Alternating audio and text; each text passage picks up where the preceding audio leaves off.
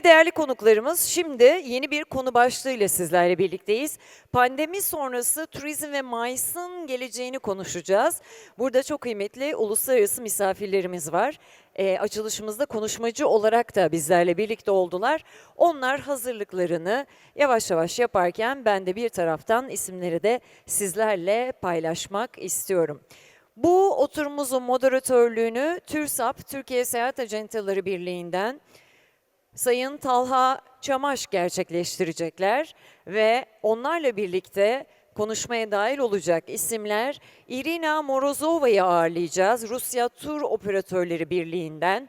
Bir diğer taraftan aynı zamanda da ulusal misafirlerimizden The Global Business Travel Association'ın değerli müdürü Grant Kaplan bizlerle birlikte ve aynı zamanda da Avrupa Seyahat Acenteleri ve Tur Operatörleri Birliği'nden de açılışta da konuşmasını gerçekleştiren değerli başkan Pavel Niewiadomski bizlerle birlikte olacak ve Azerbaycan diyeceğiz. Azerbaycan Turizm Board'dan da değerli CEO Florian Genschmidt bizlerle birlikte olacak. Uluslararası oturumumuz için de konuklarımızın hazırlanmasını keyifle bekliyoruz. Onlar da hazırlandıktan sonra teker teker sahneye davet edeceğiz.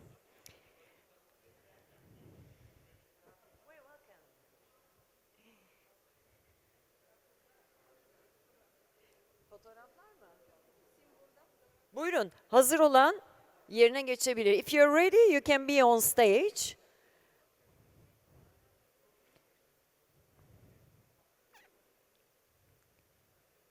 We are really so happy to see you here. It's really important because one of the motto of the ACE of M.I.C.E. is connecting dots. So it's really important to connect the dots with all global and the European side and the Turkey. Those connections are important.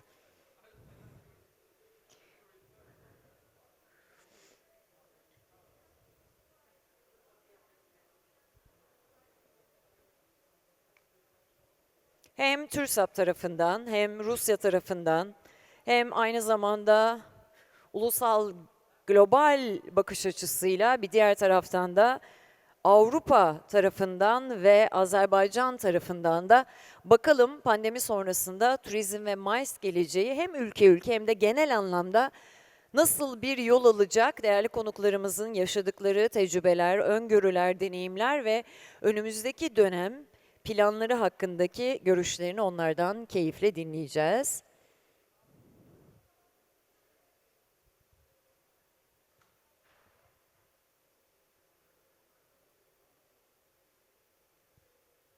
Ve değerli moderatörümüz de yerini aldıktan sonra sahneyi kendisine bırakacağım ve devredeceğim. Hoş geldiniz efendim.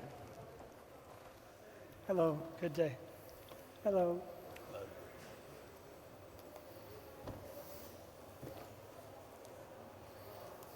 Channel 2, right?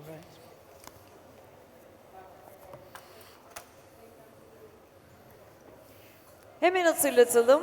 Bu oturumumuzun ardından gelecek 10 yılın seyahat trendlerini konuşacağız. Akşama kadar oturumlarımızın devam ettiğini bir kere daha belirtelim. Talha Bey de yerini alır almaz Do you have translation? ben mikrofonu oraya bırakacağım.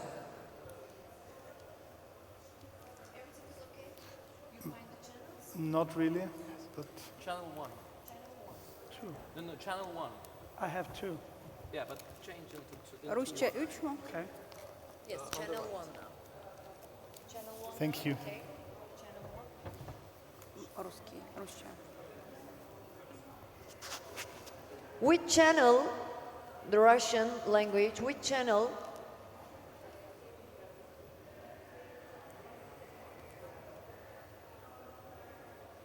Değerli rejiden, değerli arkadaşlarımdan destek alabilirsem Rusça kaçıncı kanalda değerli arkadaşlarım?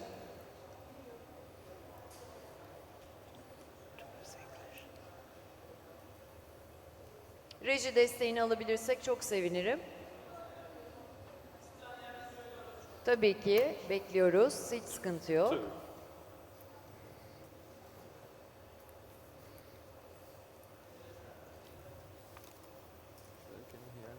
Bir İngilizce sanıyorum ki diğer konuklarımız I biri listen aldılar. your- Rusça'ya ihtiyacımız var. I listened to your Tamamdır, teşekkür ettim. Third. Ve pandemi sonrası turizm ve MICE'ın geleceği başlığı adı altında Sayın Talha Çamaş'a değerli moderatörümüze ben mikrofonu bırakıyorum. Buyurunuz efendim. efendim herkese selamlar. Do you continue with the simultaneous? Yes.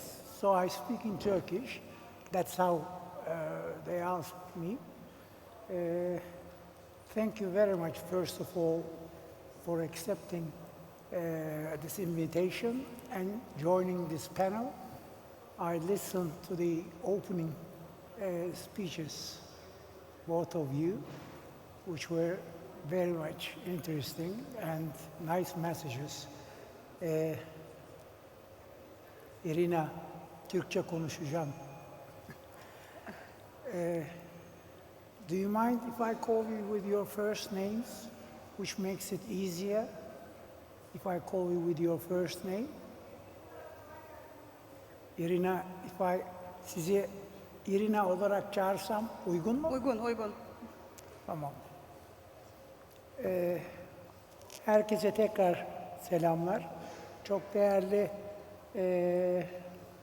temsilcilerle buradayız. Kendileri hem Avrupa'yı hem Amerika'yı temsil ediyorlar. Türkiye'nin en büyük pazarı Rusya'nın temsilcisi ve kardeş ülke Azerbaycan'ın turizm kurulu CEO'su aramızda. Bugün biraz turizmin geleceğini ve pandemi sonrasında daha çok uluslararası bir bakışa gireceğiz. Panel katılımcılarımız EKTA Avrupa Seyahat Acentaları ve Tur Operatörleri Birliği Başkanı Pavel Miyaviadomski, GBTA Global Business Travel Association, Committee on Diversity Başkanı Grant Kaplan, Azerbaycan Turizm Kurulu CEO'su Florian Sankschmidt, Rusya Tur Operatörleri Birliği ATOR Yönetim Kurulu üyesi Irina Morozova. Ben önce biraz bu pandemi sırasında ve öncesinde turizmi nasıl yaşadık ve neler oldu, bunu bir kısaca belirtmek istiyorum. Bu arada ben Talha Çamaş, TÜRSAB onursal başkanı olarak bu görevi üstlendim. Umarım başarıyla götürürüm. Ben de 6 yıl TÜRSAB başkanlığı yaptım, 3 dönem.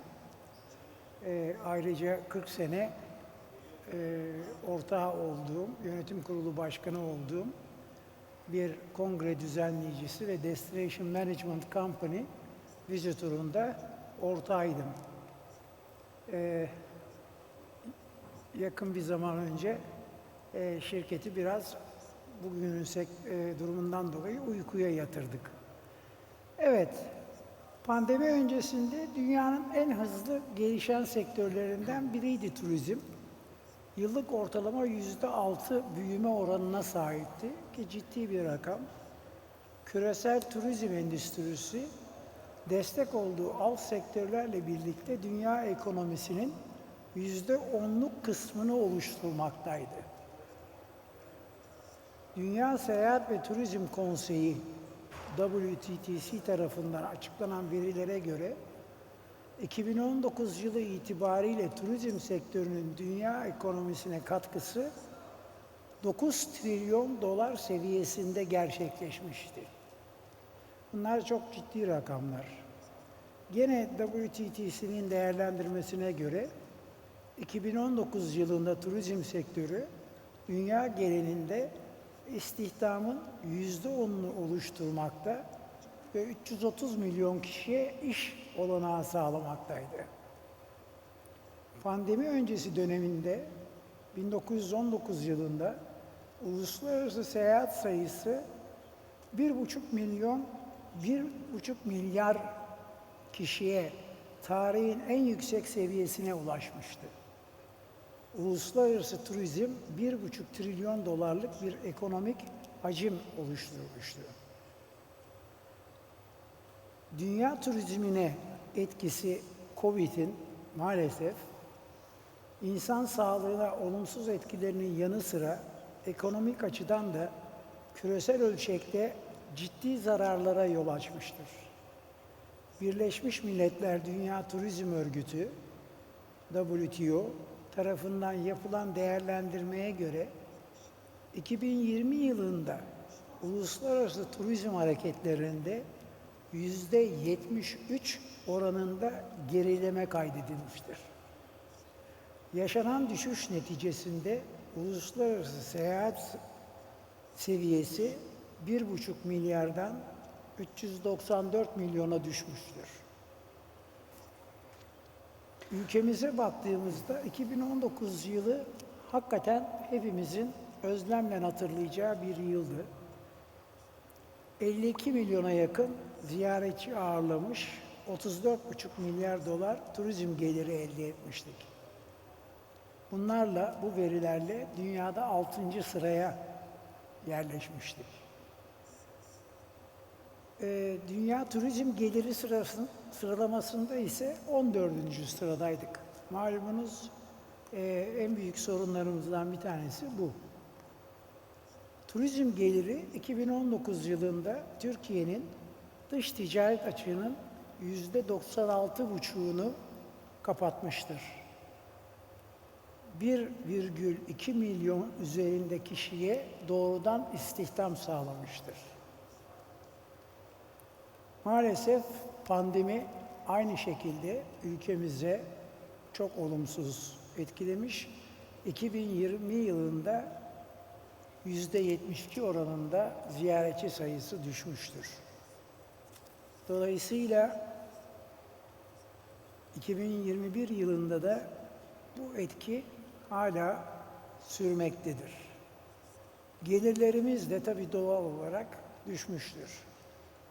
Şimdi malumunuz bu pandemiye karşı bir aşılama kampanyası tüm dünyada yürütülüyor.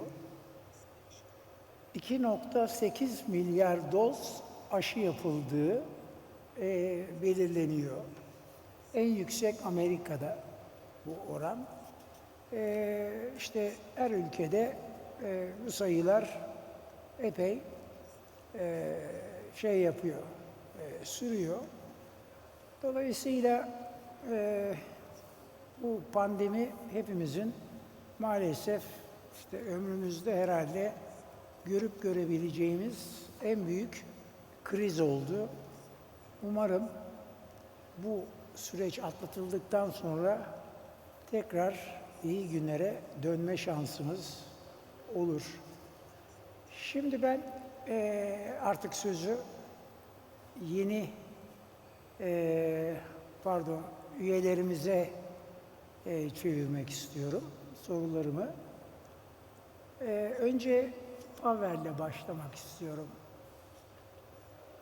Küresel ekonomiden sosyal hayata, tüketici tercihlerinden gündelik rutinlerimize etkileri devam etmekte olan pandemi sürecini seyahat ve turizm sektörü özelinde nasıl değerlendiriyorsunuz? Sizce böyle bir olası krize hazırlıklı mıydık? Bu sürecin iyi yönetildiğini düşünüyor musunuz? Buyurun. First of all, thank you very much for having invited me to this panel. I would, if you don't mind, I would start with the second question because it will give a good opportunity to say what has been done wrongly and how we could have managed better.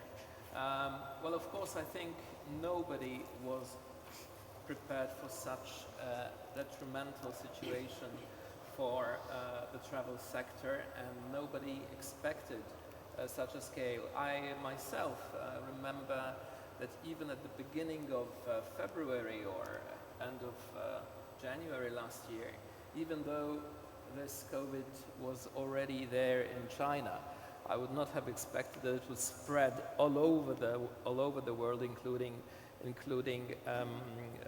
Europe. Obviously, we were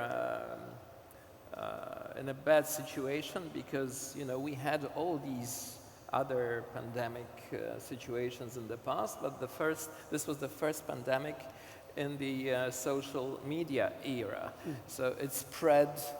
It could spread more easily, and it actually addressed, as you are asking in your first question, it addressed actually every person in the world. So we were not really prepared. Also, I represent also the Polish Chamber of Tourism, of which I'm head. We were not prepared as an association to manage such a crisis. I myself, if I can tell you a little private story, I said to myself at the beginning of the crisis, I'm not going to manage it, so I better quit, because it coincided with the end of my terms. I said, okay, I'm going to quit. And then all of a sudden we sat down at the table and started thinking, what could we do to actually manage this unprecedented crisis. Going back to your first question, the changes in habits. Well, first of all, from the psychological side and from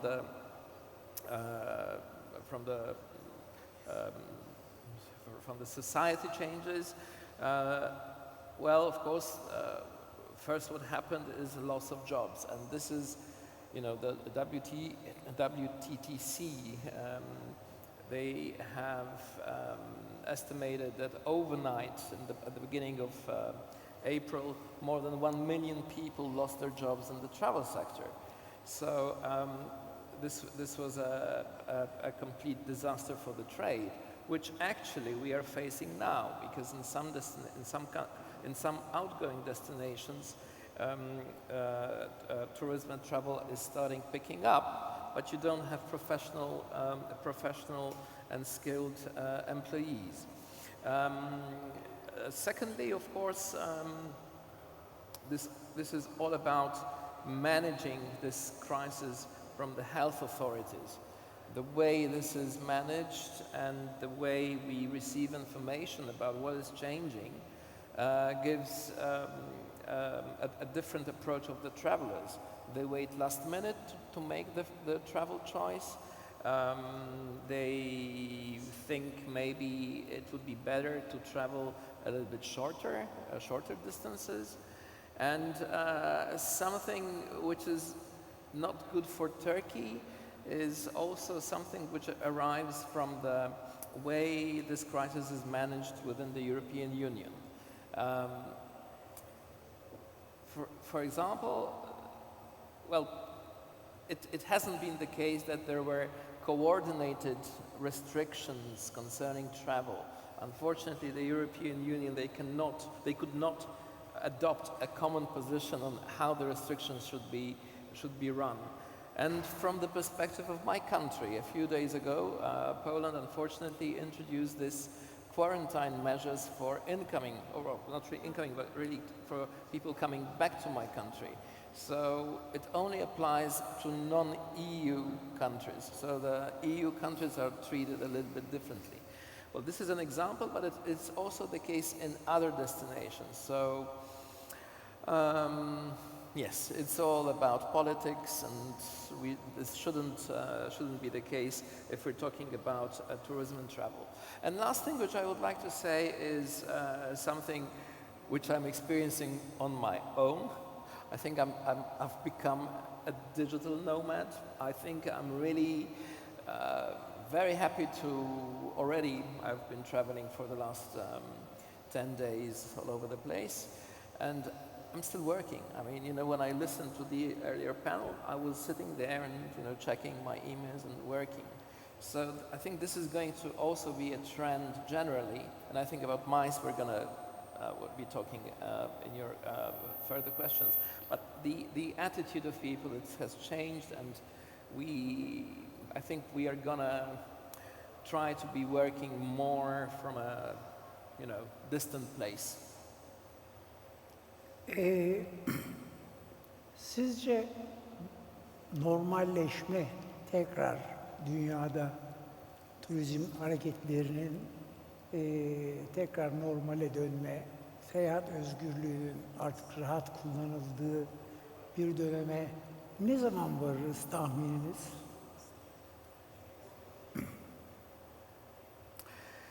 Well, this is extremely difficult to say.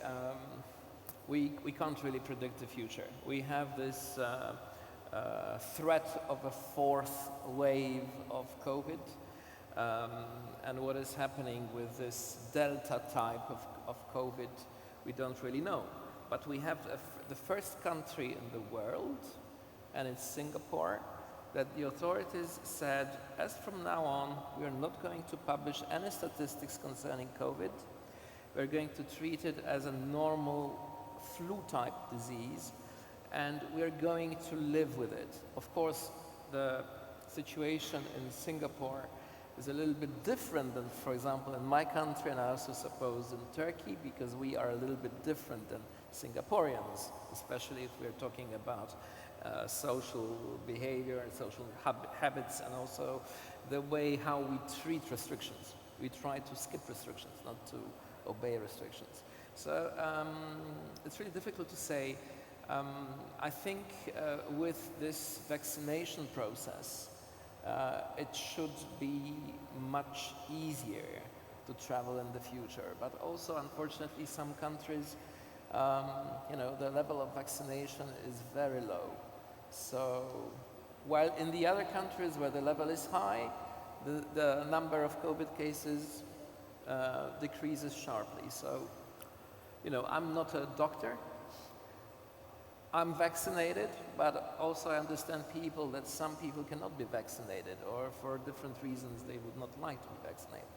So it's for the travel sector, it's very, very difficult. Evet, maalesef bir tarih vermek zor. Peki, acaba ECTA'nın bu malum toplantı daha çok MICE sektörü üzerine. ECTA'nın MICE alanındaki çalışmaları var mıdır? Bu konuda önce bizi biraz bilgilendirebilir misiniz?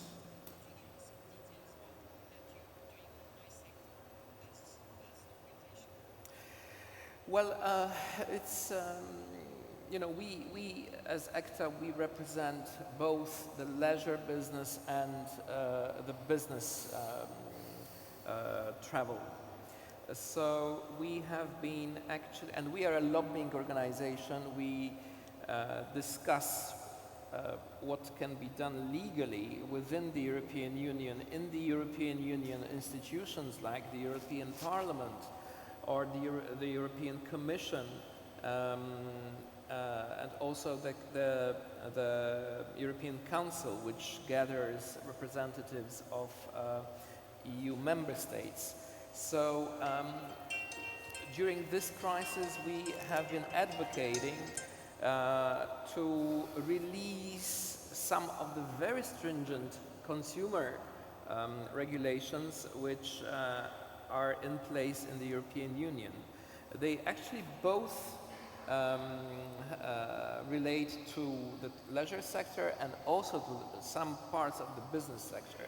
So we have been in touch with the European authorities and tried to discuss how these very stringent rules could be lifted for a short period of time.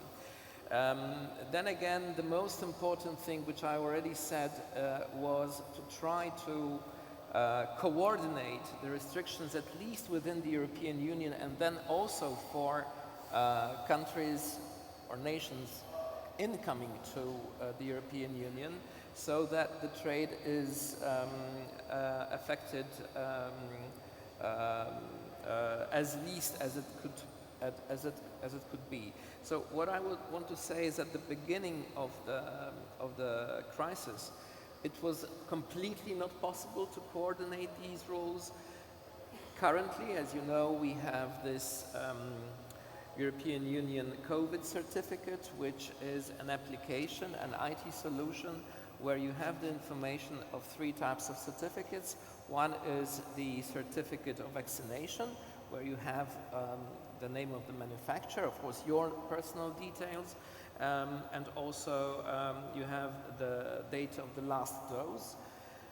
Because apparently most of the European Union countries, not all of them, but most of them, and many of the non-EU countries, they would regard vaccinated travelers as those who are allowed to travel into these countries. Then the other certificate is the certificate of the test itself. So if you are tested both with the RT-PCR test or the antigen test, you can upload this certificate from an application which is sort of approved by the authorities, by the health authorities of the country. And then also you can have a third type of certificate, which is the recoverer certificate. So if you had COVID in the past and it was within a specific period of 6 or 9 months, you can download the certificate and also present it at the border. And this was our contribution towards the travel sector, because without these solutions, travel was extremely difficult, because if you got a test, you needed to have a written certificate translated into a different language. If you were vaccinated, you just had I think I have one here, just a little piece of paper which I could really, if you're not yet vaccinated, I could really write it out for you. So it was not approved. And also there was this question of recoverers, that these people, they had really a very big problem, because they needed to go to their GP, and he had to sign sign out a specific document, which was extremely complicated. And for the MICE sector, this was hugely damaged. What we did is we, of course, tried to adopt stimulus packages from national governments, and this had to be done at the beginning by our organization in Brussels, because first we had to get approval from the European Union for state aid, which is normally not allowed within the European Union. So this was what's called a temporary measure, that due to this crisis, national governments could somehow subsidize these damaged economies. So this was a very big help towards MICE operators, because otherwise, without this state support within the European Union countries, they could not be able to survive. Teşekkür ederim. Evet, dediğiniz gibi MICE sektörü hugely damaged, yani çok I'm sorry, I can't hear anything. Yes. MICE sektörü en çok etkilenen kesim oldu maalesef. Değil mi? Yani tüm dünyada ve tekrar toparlanması da biraz zaman alacak zannediyorum. Evet. Peki, çok teşekkür ediyorum size. Zamanımızı iyi değerlendirmek için. Şimdi Grant it's your turn. ABD, Amerika Birleşik Devletleri ve Türkiye aşılanma sürecini oldukça başarıyla sürdüren iki ülke. Ayrıca karşılıklı diplomatik ilişkiler de pozitif bir seyir gösteriyor. ABD'den Türkiye'ye seyahatlerin önümüzdeki süreçte hangi seviyede olmasını tahmin ediyorsunuz? Yurt dışına seyahatler açıldığı zaman hangi destinasyonlar öne çıkar tahmin ediyorsunuz?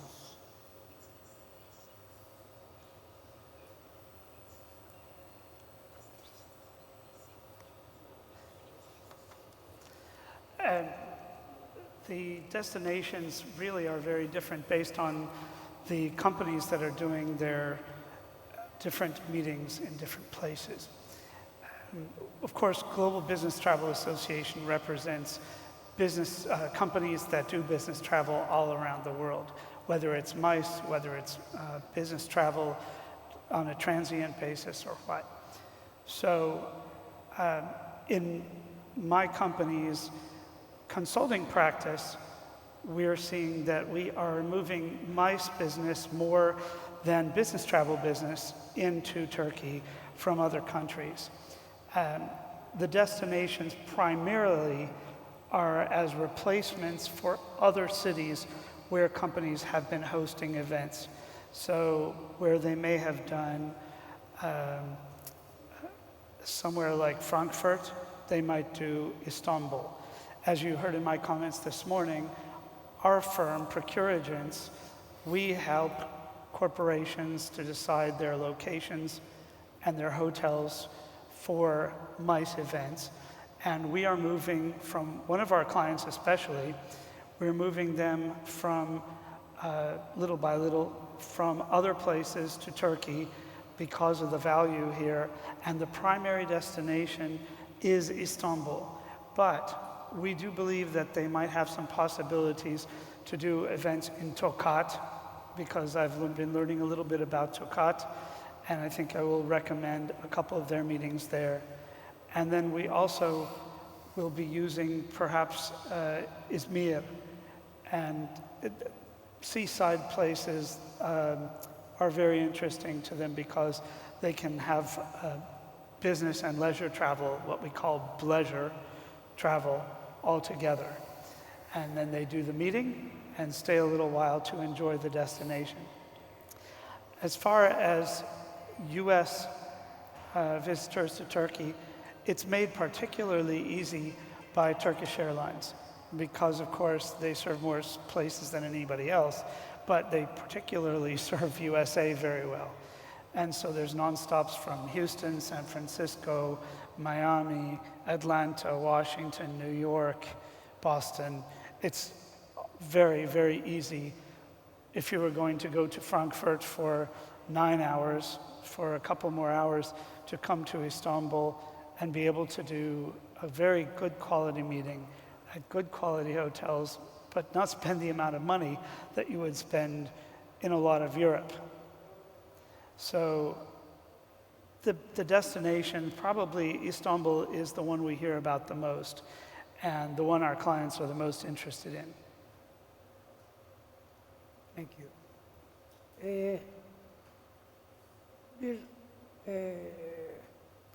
soru soracağım bu normal hazırlananın dışında. Cruise business Amerika'da çok önemliydi. Ve özellikle cruise'larla seyahat eden Amerikalı turistler dünyanın birçok ülkesine ziyaretler yapıyor. Oraların ekonomisine de önemli katkılarda bulunuyorlardı. Fakat bu pandemi sırasında cruise business o da bitti. Sizce bu tekrar bu pandemi sürecini aştıktan sonra canlanabilir mi?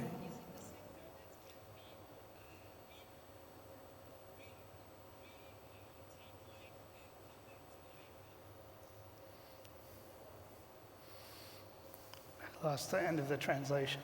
Come back to life and something. So I think I understand where you're going with it, but we do see that cruise business will be a good source of MICE also, because once there are a few successful cruises, the confidence will come back. And for example, Celebrity Cruises is already selling meetings and events on their cruises. And I cannot see why other ones like Costa Cruise Lines in Europe and MCG will not be selling them. It's still a viable way to have a MICE event, and people like them. So it needs a while. It's going to be slower to come back than flying to a Congress center like this. That will take up quicker. But as you properly said, MICE is slower to return because groups of people are a little scary for people who listen to too much of the media.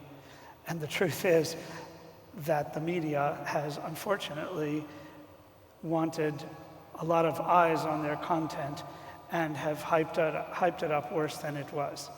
And I think that slowed down travel in our industry in 2008. I think it's slowed down travel now also because nothing changed between the beginning of the pandemic and this stage where the air in an airplane is as clean as an operating room. So we could have been on airplanes the whole time. We just didn't know yet how to handle the being together. And cruise lines suffered the worst because they had the most newsworthy problems with COVID. So I do think it will come back. Our clients are already planning meetings. In fact, the one that I'm doing a lot of movement to Turkey with, they've been having meetings for already 4 or 5 months and practicing good distance standards like we have here, and having medical staff on site and temperature checks. And beyond that, temperature checks are a little optical. It's not something real. Nobody at all of the airports in the United States, the transportation authority never caught anybody with COVID because of their temperature. So it just looked like something good. So optics have a lot to do with the cruise line industry, I think. Okay. Sorry for the long answer to the short question. Thank you. Son bir soru. Aynı şekilde Pavel'e sorduğum gibi MICE sektörü şu anda küreselde bir dönüm noktasında. Pandemi sonrası seyahat sektöründe ne gibi değişimler olabilir insan alışkanlıklarında? Bu yönde ne önerirsiniz? When our clients ask us, how can we get back to travel safely and what should we do differently, we tell them a lot of things that I actually used to do before the pandemic to make sure that you do stay away from people where you can, and that we counsel them to give out health advice to their compromised employees. Because in some countries, that's a violation of personal privacy to know whether they are health compromised. We recommend that they put it out to everybody and that they allow people to self-select as being interested in receiving the information. So we find that if we offer more information than people need, they can filter out what they really need without having been embarrassed in front of their colleagues about a health problem or even a race and culture problem. And this is where my chairmanship of the Diversity, Equity, and Inclusion Committee at GBTA comes in, is we're trying to make sure that when people travel, that they are feeling the same benefits of the trip, no matter what their status might be that might make them diverse.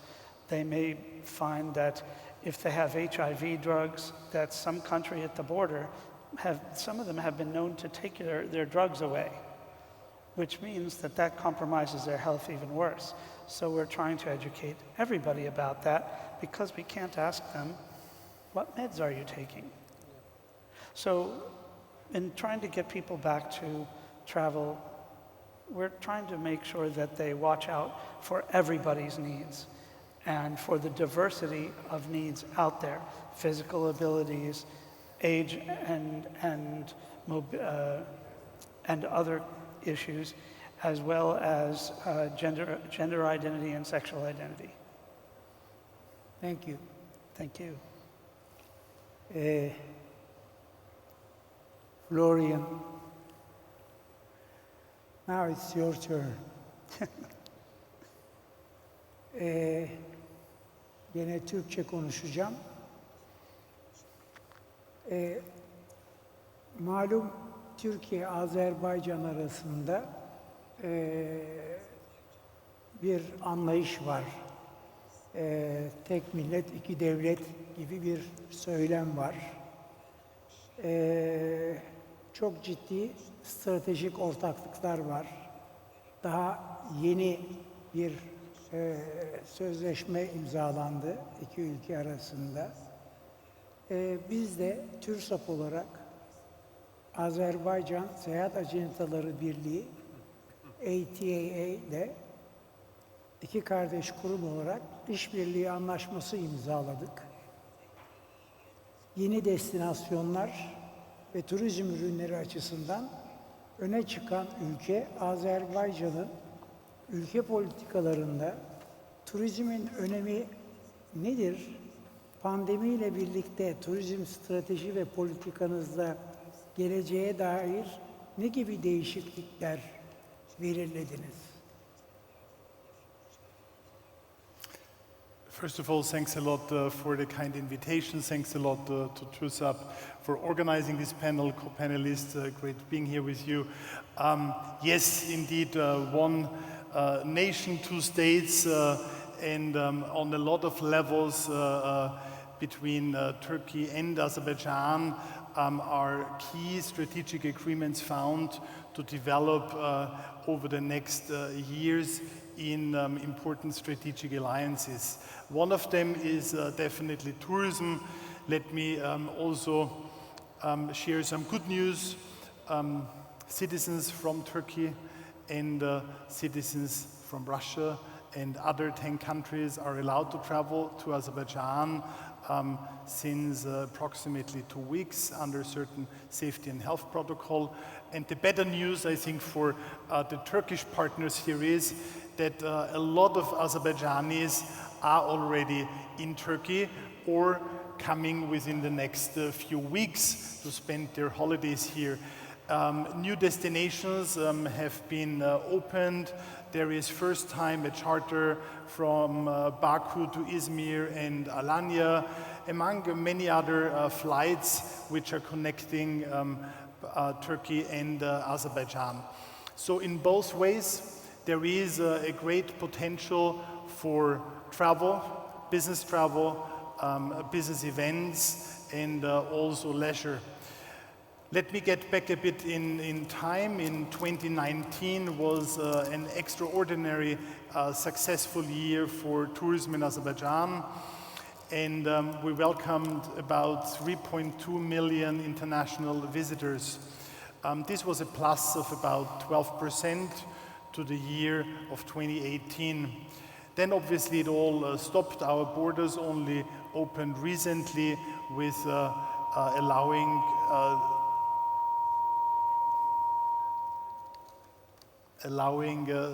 travelers from firstly from Turkey and Russia to enter with full vaccination and a 72 hours PCR test.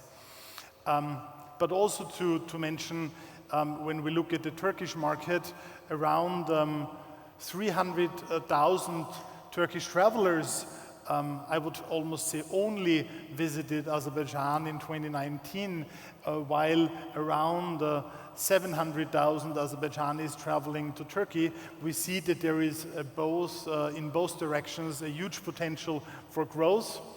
We do anticipate that strategic agreements will also contribute to further growth.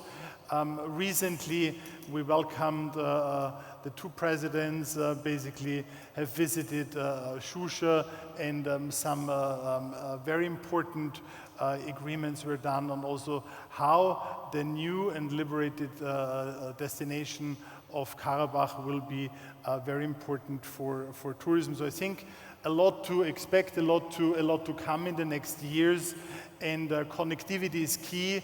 For now, we are basically mainly linked to air travel, but in future also passenger service on Baku-Tbilisi cars, railway on potential soon, hopefully a land corridor, Sangesur. This will all be future benefits for both countries to also really build on tourism as one of the key pillars. Can I add something? Sure. One of the things that we heard you say that I forgot to say, and I think you might have hit on it, is the importance of having everybody go get vaccinated and encouraging people you know to go get vaccinated if they haven't done it. And the country's encouraging it. In the US, states are giving bribes for people to get vaccinated, like lottery tickets, or one store is giving away a donut if you go get vaccinated. Getting people vaccinated makes a difference, right? Absolutely, and Azerbaijan has been doing great in that. There is around 3.5 million people vaccinated. So basically, we are very, very optimistic that in near future also this has to be part of like our contribution to reopening and restart of travel. The ones we are working in travel, business travel, MICE industries, hospitality, we have to be a good practice and a good example in living that, and I think vaccination is definitely key. You should have a program to bring people to Azerbaijan to get vaccinated and then go home. Tourism and vaccination. That's already what some countries are doing. We're first looking at our local citizens and to have full access, and then basically this could be a next step. Dünyada zaten bir aşılanmaya karşı bir kampanya vardı biliyorsunuz. Aşı olmayın diyen bir kampanya maalesef. Bu da birçok insanı etkiledi. Bizim ülkemizde de aşı olmamak isteyen kişiler var. Ancak sürekli olarak Sağlık Bakanlığı, Cumhurbaşkanımız her mesajında bütün vatandaşlara aşı olmaları gerektiğini söylüyorlar. Ve artık biz aşılamayı kalabalık yerlere de götürerek neredeyse ayaklarında aşıyı yapmaya başladık. Bu şekilde aşılanma oranı da gittikçe arttı. Yaklaşık 45 milyon aşı yapıldı Türkiye'de. Tek doz, çift doz olanlar var. Biz Sinovac aşısıyla başladık, Çin aşısıyla. Daha sonra BioNTech devreye girdi. Seçmeli oldu Türkiye'de. Şimdi Rus aşısı gelecek. O da katılacak. Çünkü aşı olması gerekiyor.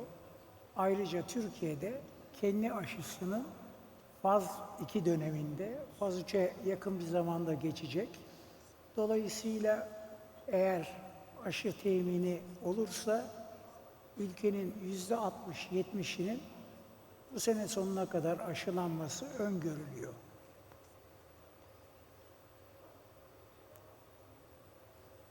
Very good. Florian, çok teşekkürler. Kültürel zenginliği, zengin mutfak kültürü, destinasyon çeşitliliğiyle Azerbaycan, dünya MICE endüstrisinin de önde gelen pazarlarından biri olma potansiyelinin oldukça yüksek olduğunu görüyoruz biz. Aynı zamanda son yıllarda Azerbaycan UEFA 2020 Formula 1 Azerbaycan Grand Prix gibi uluslararası organizasyonlara da ev sahipliği yapıyor. Kutluyorum. Ülkede hızlı bir mimari dönüşüm ve gelişim var. Çağdaş mimaride. Bu da çok ilgi çekiyor. Hem tarihi varlıkları koruyorsunuz, hem yeni bir çağdaş hava veriyorsunuz. Yeni dönemde MICE sektörü için ne gibi projeleriniz var? Türk turizmiyle bu yönde ilişkide olmayı düşünüyor musunuz? The clock has turned red. I think it's not my time, our time to come to an end. I just want to say, for UEFA Euro 2020, Azerbaijanis were loudly fighting and supporting the Turkish national team. Unfortunately, not so successful. Still, we have one more game to host in Baku on this weekend, coming weekend, and it is Denmark against the Czech Republic. So an exciting quarter-final game to expect. And Azerbaijan will continue to host and invite people to discover the country through mega events. Formula One is definitely Baku City Circuit, one of the most exciting races in the Formula One calendar. And I think I would like to close also here and invite Turkish friends and brothers and sisters to visit Azerbaijan, to open a new horizon, to discover the different, at the same time to find similarities, to have no language barrier. And I promise you, you will be welcomed as the kings, and you will have a great experience on discovering also Azerbaijan. Thank you very much for the opportunity, and Irina. Teşekkür ediyorum. Zamana bakıyordum. Biraz uzadık mı? Irina, tekrar merhaba. Здравствуйте. Malum Rusya, Türkiye'nin bir stratejik ortağı, özellikle turizmde ve son uzun yıllardır en çok turisti Rusya'dan alıyor Türkiye. Rusya pazarı Türkiye için çok önemli ve şu anda da galiba Türkiye'ye uçuşlar başladı, izin çıktı ve Rus turistler de gelmeye başladılar. Bu bizim otelcilerimizin tabii ki yüzünü çok güldürdü. Geçtiğimiz yıl pandemi sürecinde 2,1 milyon turist gelmişti Rusya'dan. Pandemi koşullarına rağmen 12 milyon insan seyahati yapmıştı Rusya'dan. Türkiye pazarını da hala Rusya'da tercih edilen bir destinasyon olduğunu düşünüyoruz. Acaba hani esas ziyaret malum deniz, kum, güneş üzerine ve daha çok o destinasyonlara. Bunların acaba dışında hangi bölgeler Rus turistlerin ilgisini çekebilir Türkiye'de? Bu yönde önerileriniz var mıdır bizim için? Turizm sektörünün geleceğini nasıl değerlendiriyorsunuz? Toparlanma sürecini de nasıl öngörüyorsunuz?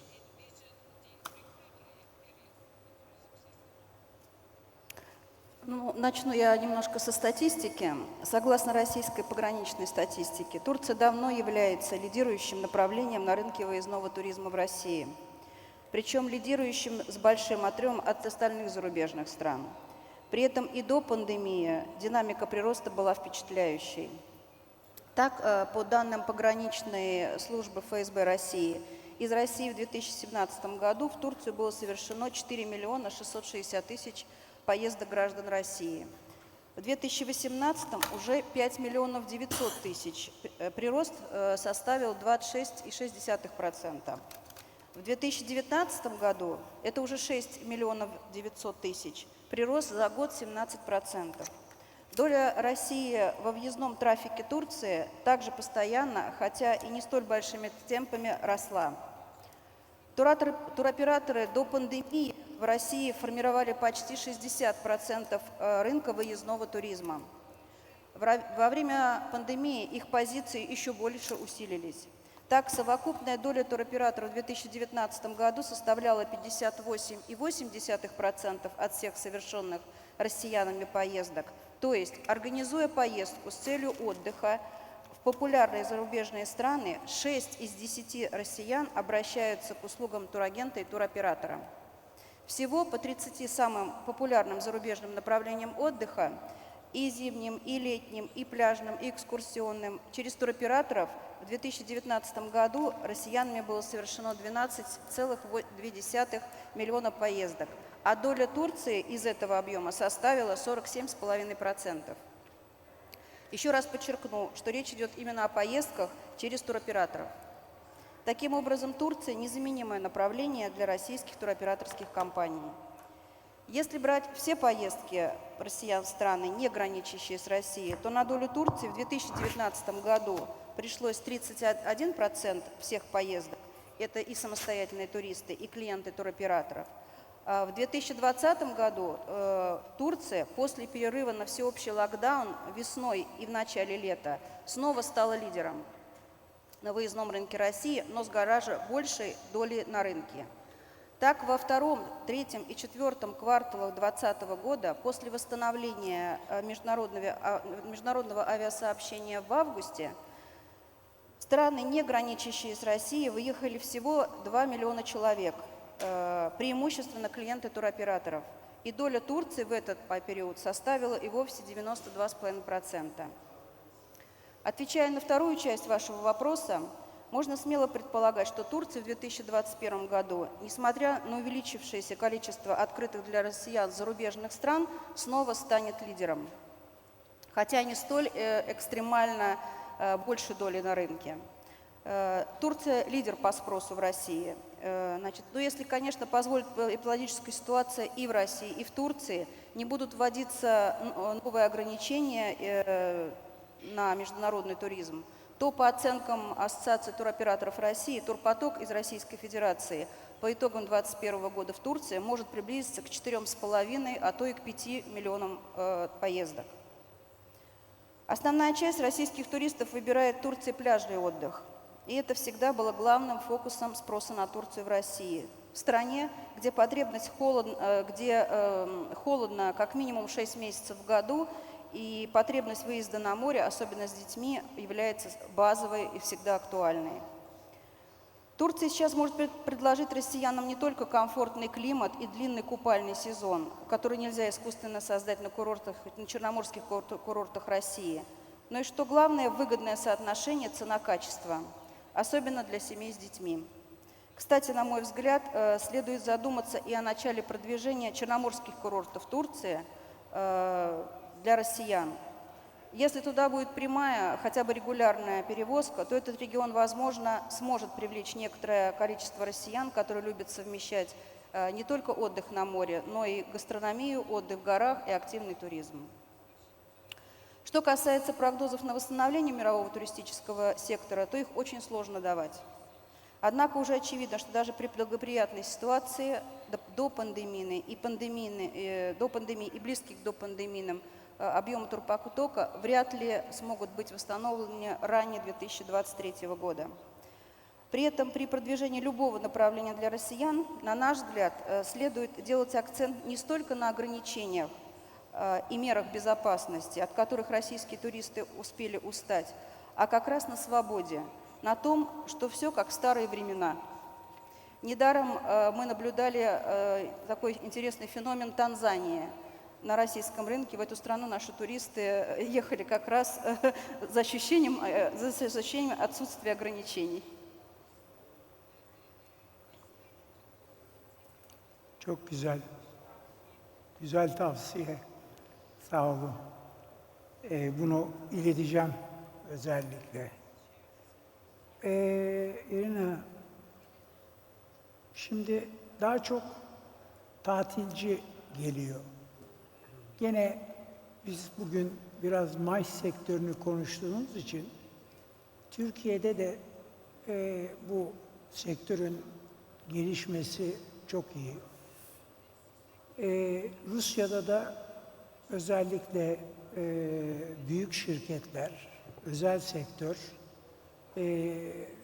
giderek sayısal olarak çoğalıyor. Acaba bu şirketlerin MICE endüstrisi içerisinde Türkiye pazarına iş yapması, gelmeleri tahmin edebilir misiniz? Olur mu?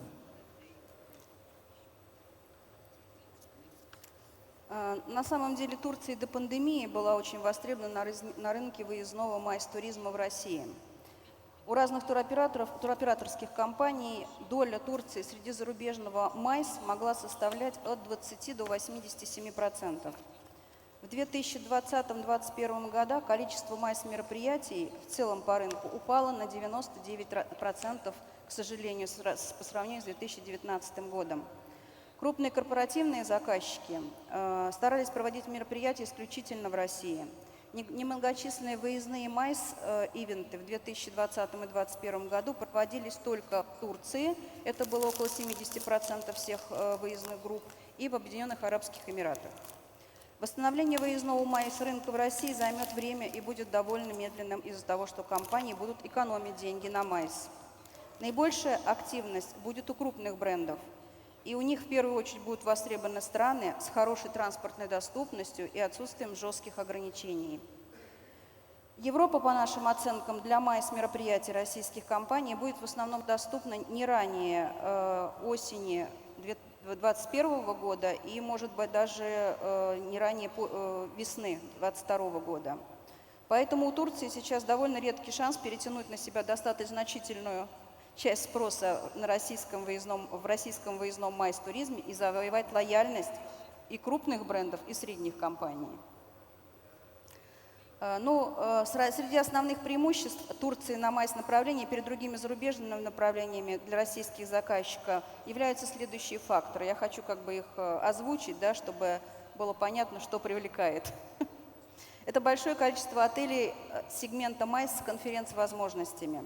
Не только в бизнес-городах, но и на курортах. Возможность проведения мероприятий разного формата и разного количества гостей.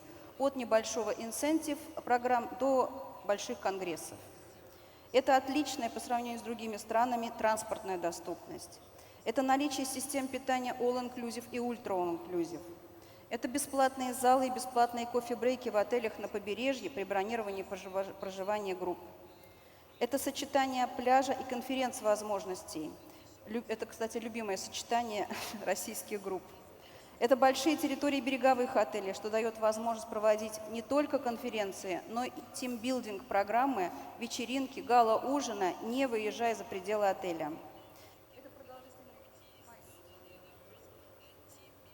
Это продолжительный MICE-сезон в отелях на курортах, особенно Средиземноморья.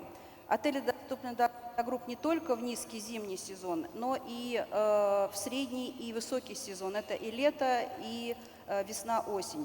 То есть MICE-сезон длится круглый год.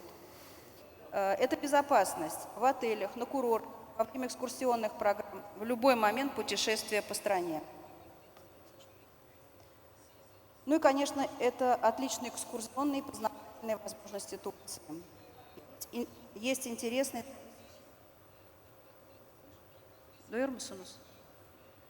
Посещение в любом...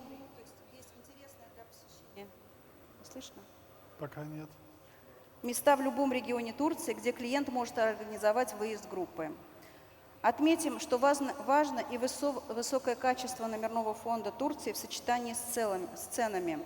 Дело в том, что вне зависимости от направления российские крупные компании, как правило, отправляют своих сотрудников и партнеров в качественные отели 4-5 звезд.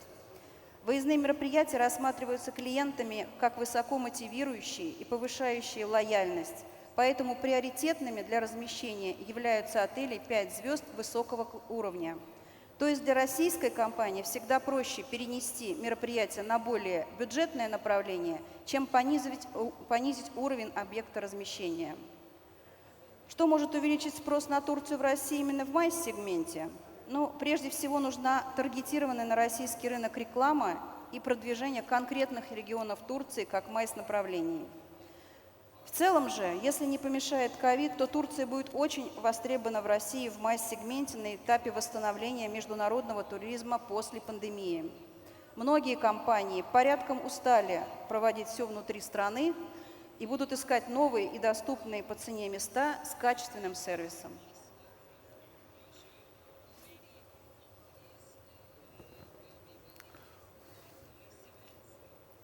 Irina, ağzınızdan bal damladı. Çok güzel mesajlar verdiniz. Bunlar zaten kayıt edildi ama ben de gerek bakanlığıma gerek TÜRSAB'a bunları özellikle ileteceğim. Galiba süremiz doldu, biraz da aştık. Tüm katılımcılar, Pavel, Grant, Florian, Irina, hepinize katıldığınız için çok teşekkür ediyorum. Hepiniz çok önemli mesajlar verdiniz Türkiye açısından. Katılımınız zaten bizler için çok değerliydi. Tekrar sizlere teşekkür ediyorum. İyi günler diliyorum. Sağ olun. Çok teşekkür ediyorum. Tekrar teşekkür ediyoruz. Pandemi sonrası turizm ve MICE'ın geleceğinde çok değerli Talha Çamaş'ın moderatörlüğünde Irina Morozova, Grant Kaplan, Pavel Niewiadomski ve Florian Genschmid'e tekrar teşekkürlerimizi sunarken ACE of M.I.C.E fuarına katılımlarından dolayı kendilerine plaket takdim etmek isteriz. Buyurunuz.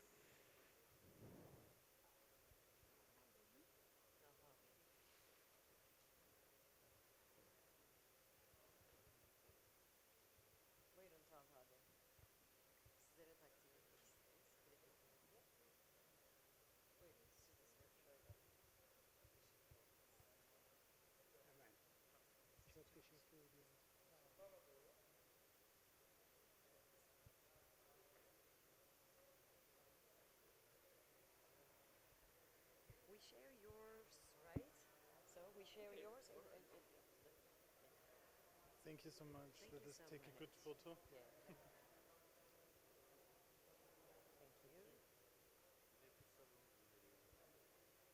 Onları siz takdim ediyorsunuz. Thank you so much, Irina. You know Turkish? Biliyorum. Oley. TÜRSAB'ın da değerli katılımcılarımıza ödülleri olacak. Değerli Pavel'e ve Caleb'a sabah konuşmalarını yaparken plaketlerini takdim etmiştik. Ve değerli TÜRSAB'ın da konuşmacılarımıza onlar da hediyelerini, teşekkürlerini paylaşmak istiyorlar. Buyurunuz.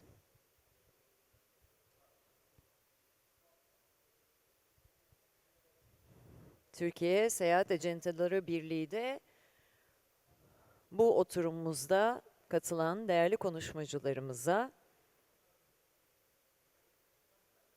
ne kadar ışıklarmış.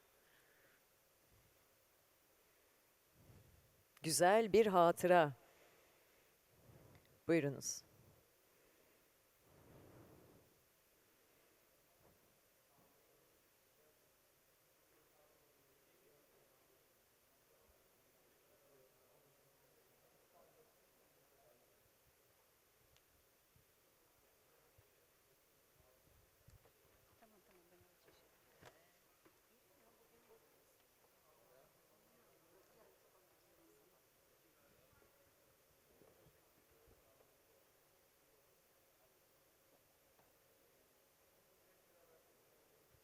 Bir de hep beraber bir fotoğraf alabilirsek. Photo all together please. And a family photo. Talha Bey, böyle bir aile fotoğrafımızı alırsak çok mutlu oluruz. Buyurunuz, aile fotoğrafımızı da alalım. Photo please, all together.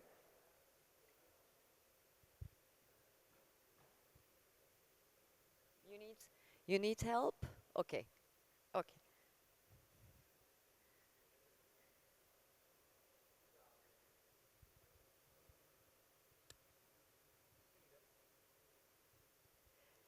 Çok teşekkür ediyoruz. Thank you so much again. Thank you.